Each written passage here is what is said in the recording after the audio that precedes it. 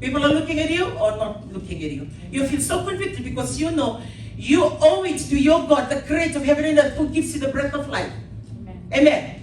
And what if one day then you wake up thinking that you're going to wake up and then you didn't wake up? Yeah. Anything can happen. And we were actually talking about it like in Fiji. Now it's not like before. The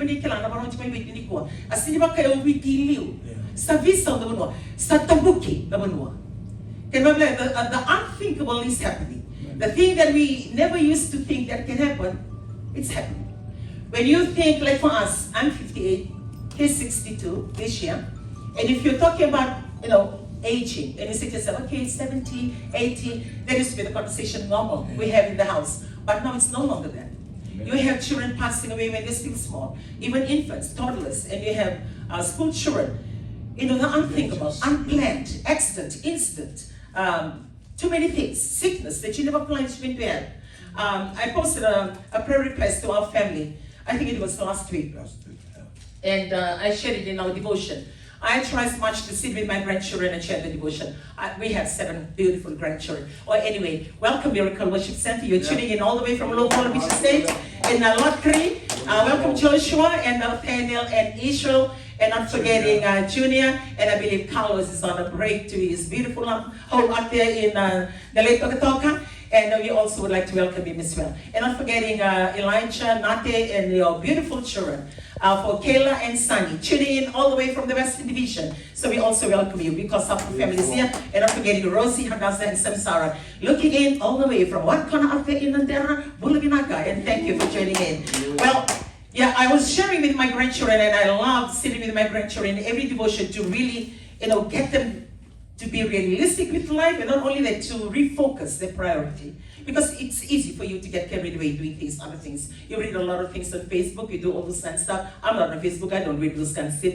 But a lot of people, their life are defined by what they read, and not by the knowledge and the fundamentals of the things of God. And as I was sharing with them, I was sharing them about this instance and what's happening in Fiji. I printed on the news here, and I was telling them, life is not the same as this. You come into church, you walk into a godly home, the only thing you hear is gospel music. The only words you hear is very, positive. Not every home is the same as ours. The real life is out there. And this is the picture that you can see. And I need you to know that this is what's happening out there. And I was sharing with them about this posted a prayer request on this 4-year-old that was given in, as a prayer request for the miracles to happen. He's only 4. He had a brain tumor, operated on once, and no improvement. Operated on twice, and waiting. And that's one of the many prayer requests coming. But what got me was a 4-year-old.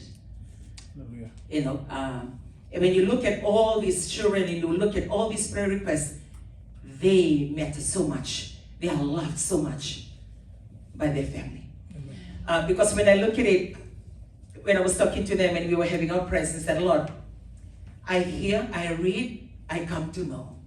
But I cannot imagine. I have faith, I love you, I worship you. I've never done any or lived any other life than worshiping you. And with all my worshiping you, if anything happens to any of my 7 grandchildren, or if anything happened to my 4 children, I don't know whether I could handle that. And that's the reality. We can talk about him, we can preach about him. And for those of you that are tuning in today, you may have lost your loved ones very close, your children. We had one of Israel's friends from school. He also, his life was taken, very talented young man. He achieved a lot in his school. He ran in the winning 4x400 meters relay team for the Cokes Games. And not only that, he played one of the key players for the under 16 for this particular school, and they toured. And he's very, I could say, influential. A lot that he can offer. But his life was called. And when I was sharing it with my grandson, with Israel, he just burst out into tears and he said, Nana, he sits 3 desks away from me. And when we were having our devotion, he said, that's how real life can be. And I admire parents